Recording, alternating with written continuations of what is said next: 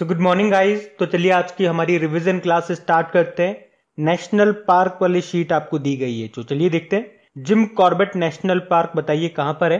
और याद रखना भारत का सबसे पुराना नेशनल पार्क भी यही है, जिसका पहले नाम हैली नेशनल पार्क हुआ करता था, उत्तराखंड में है।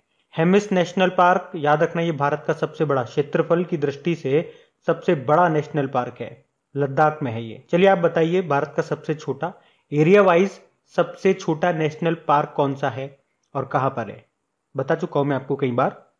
अगला है पिन घाटी national park, pin valley national park, मतलब ये हिमाचल प्रदेश में आपको मिलेगा। बेटला नेशनल पार्क आपको मिलेगा कहां पे, ये आपको मिलेगा झारखंड में।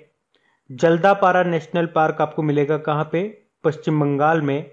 काबुल लामजाओ नेशनल पार्क, ये दुनिया का एकमात्र तैरता हुआ नेशनल पार्क है और कहाँ मिलेगा आपको, मणिपुर में मिलेगा। चलिए किस झील पर है ये बताइए। यहाँ पर एक झील है और जब भी मणिपुर की बात आती है हम हर बार पढ़ते हैं उस झील को, बताइए उसका नाम क्या है। काजीरंगा नेशनल पार्क, ये आपको मिलेगा असम में, एक सिंग वाले गेंडों के लिए ये फेमस है। नामदफा नेशनल पार्क, अच्छा असम में अभी 2 नेशनल पार्क और बन गए ना, उनके नाम भी बताइए। अभी नए national park, total 7 national park हो गए असम में, उनके नाम क्या है। बाकी नामदफा नेशनल पार्क अरुणाचल प्रदेश में है। दाचिंगम नेशनल पार्क ये आपको मिलेगा जम्मू कश्मीर में। वाल्मीकि नेशनल पार्क आपको मिलेगा कहां पे, बिहार में। और अगर यहां पे ही मैं आपसे पूछ लेता कि दुधवा नेशनल पार्क कहां मिलेगा, उत्तर प्रदेश में। बढ़ते हैं आगे। तो बताइए वर्ल्ड रेफ्यूजी डे, विश्व शरणार्थी दिवस कब मनाया जाता है, तो आंसर होगा 20 जून को। इसकी क्या थीम थी, together we heal learn and shine. फिर है वर्ल्ड योगा डे, 21 जून को मनाते हैं, आपको बताइए इस बार हमने 7वां योगा दिवस मनाया। इसकी थीम थी योगा फॉर वेलनेस और यूनाइटेड नेशन ने जो इसकी थीम दी थी वो है योगा फॉर वेलबींग, दोनों मैंने आपको बता दिया। वर्ल्ड हाइड्रोग्राफी डे कब मनाया गया, 21 जून को। इसकी थीम थी 100 year of international cooperation in hydrography. और वर्ल्ड म्यूजिक डे ये भी मनाया गया 21 जून को ही। अंतरराष्ट्रीय ओलंपिक दिवस, इंटरनेशनल ओलंपिक डे कब मनाते हैं, 23 जून को। और United nation public service day, संयुक्त राष्ट्र लोक सेवा दिवस, 23 जून को मनाया जाता है। अच्छा बताइए अंतरराष्ट्रीय विधवा दिवस कब होता है, ये भी 23 जून को ही होता है, इंटरनेशनल विडो डे।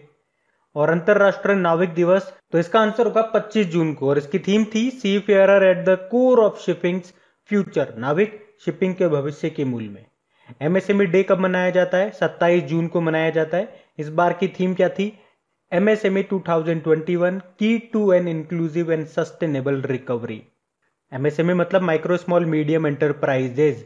बताइए MSME मंत्रालय इस बार किसको दिया गया है, यही हमारा नारा है, MSME ही सहारा है।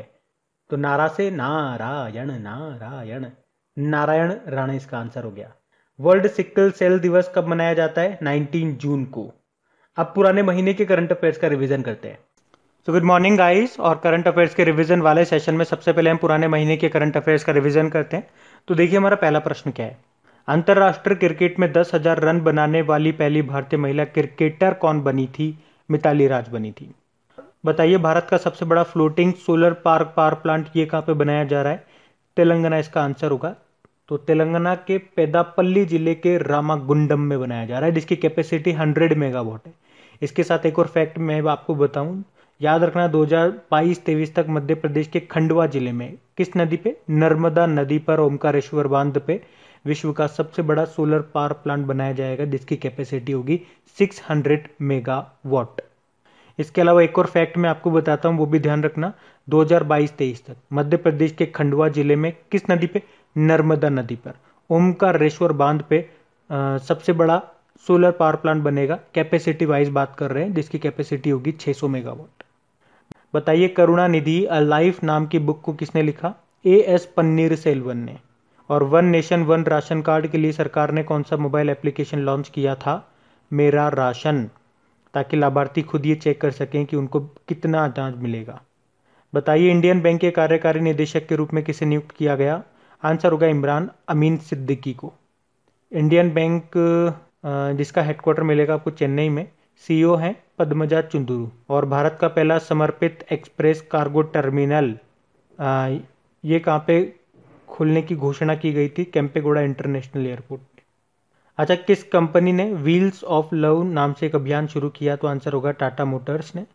और टाटा मोटर्स चेयरमैन इसके कौन है? नटराजन चंद्रशेखरन है। मुंबई में हेडक्वार्टर है। स्टेम फॉर गर्ल योजना शुरू करने के लिए आईबीएम के साथ किसने समझौता किया था? उत्तराखंड ने। आईबीएम का हेडक्वार्टर आपको मिलेगा न्यूयॉर्क में और इसकी सीईओ बताओ कौन है? अरविंद कृष्णा है। और भारत के किस राज्य में अर्जुन सहायक सिंचाई अभियान को शुरू किया गया? तो आंसर होगा उत्तर प्रदेश में। किस नदी पे? धसान नदी पे।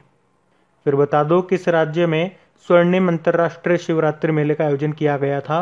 ये किया गया था हिमाचल प्रदेश में। बढ़ते आगे। फिर बताइए किसने the little book of encouragement नाम की बुक को लिखा? तो आंसर होगा दलाई लामा ने। और दलाई लामा की बायोग्राफी भी आई थी जिसका नाम था his holiness and 14th Dalai Lama, जिसको लिखा था तेंजिन गेये टेथोंग ने। बताइए विश्व कैंसर दिवस, वर्ल्ड कैंसर डे कब मनाया जाता है? तो आंसर होगा 4 फरवरी को, जिसकी थीम थी I am and I will.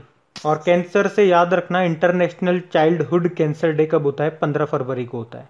जबकि राष्ट्रीय कैंसर जागरूकता दिवस होता है 7 नवंबर को। बताइए कोरोना मुक्त होने वाला पहला केंद्र शासित प्रदेश ये कौन सा बना था? ये बना था अंडमान निकोबार। और किस राज्य में भूगर्भ जल पोर्टल शुरू किया गया? तो आंसर होगा उत्तर प्रदेश में। भारत की पहली एम्प्यूटी क्लिनिक कहाँ पे लॉन्च की गई? चंडीगढ़ में। और global air show air India का आयोजन किस भारतीय शहर में किया गया था? फरवरी में किया गया था बेंगलुरु में।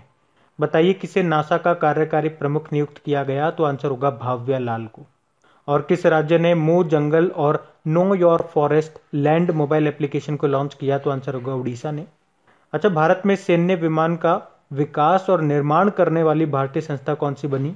तो टाटा ग्रुप, जिसका हेडक्वार्टर मुंबई में है, चेयरमैन है नटराजन चंद्रशेखरन। बताइए कौन सा देश इच्छा मृत्यु को वैध लीगल करने वाला यूरोप का चौथा देश बना? तो आंसर होगा पुर्तगाल, जिसकी कैपिटल लिस्बन है। और अभी नए प्रधानमंत्री कौन बने यहाँ पे? मार्केलो रेबेलो डी सूसा। यहाँ पे मनीष चौहान जो है भारतीय राजदूत, इंडियन एम्बेसडर बने थे। बढ़ते आगे। तो चलिए कल के करंट अफेयर्स को रिवाइज करते हैं। बताइए यूनेस्को ने किसे यूरोप महाद्वीप का सबसे बड़ा नदी संरक्षित क्षेत्र घोषित किया? तो आंसर होगा मुराद्रवा डेन्यूब को। तो ये यूरोप के अमेजन के रूप में जाना जाने वाला दुनिया का पहला 5 देशों का बायोस्फीयर रिजर्व है, क्योंकि ये 5 देशों में फैला हुआ है। इसलिए 5 देश कौन कौन से? ऑस्ट्रिया, स्लोवानिया, क्रोएशिया, हंगरी और सर्बिया। और कल के वीडियो में मैंने आपसे प्रश्न पूछा था कि अभी किसने शिक्षा में नवाचार के लिए यूनेस्को पुरस्कार जीता था? तो आंसर होगा national institute of open schooling ने। बताइए किसने नॉर्वे शतरंज ओपन 2021 का खिताब जीता? तो आंसर होगा भारत के सबसे युवा ग्रैंड मास्टर हैं ये, नाम है इनका डी गुकेश। वैसे दुनिया के सबसे युवा ग्रैंड मास्टर कौन है? कमेंट बॉक्स में टाइप करके बताइए। और बताइए फिर से कनाडा के प्रधानमंत्री बन गए कौन? Justin Trudeau. कनाडा की कैपिटल ओटावा है, करेंसी है कनेडियन डॉलर। विश्व गुलाब दिवस, वर्ल्ड रोज डे, ये कब मनाया गया? तो आंसर होगा 22 सितंबर को। और 22 सितंबर को ही वर्ल्ड राइनो डे भी मनाया, जिसकी थीम थी keep the give alive. The three Khans and the emergence of new India नाम की बुक को लिखा किसने? कावेरी बमजई ने। भारत के कितने बीच को इंटरनेशनल ब्लू फ्लैग का सर्टिफिकेट मिला? तो आंसर होगा 2 को। एक तो केरल का और एक पुडुचेरी का बीच है। और इसी के साथ भारत में इंटरनेशनल ब्लू फ्लैग पाने वाले भारत के टोटल कितने बीच हो गए हैं? 10 बीच हो गए हैं जिन्हें ये सर्टिफिकेट मिला है। आईपीएल इतिहास में किसी भी एक टीम के लिए 200 मैच जीतने वाले पहले क्रिकेटर बन गए कौन? विराट कोहली। आईपीएल चल रहे हैं, 14वां आईपीएल है ये, और बचे हुए मैचेज है।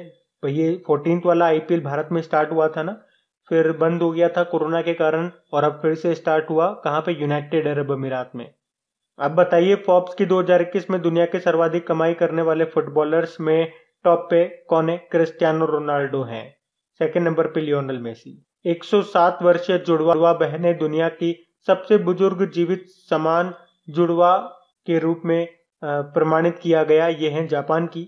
OECD यानी कि organisation for economic cooperation and development, इसने वित्त वर्ष 2021-22 के लिए भारत की जीडीपी ग्रोथ रेट कितना रहने का अनुमान लगाया?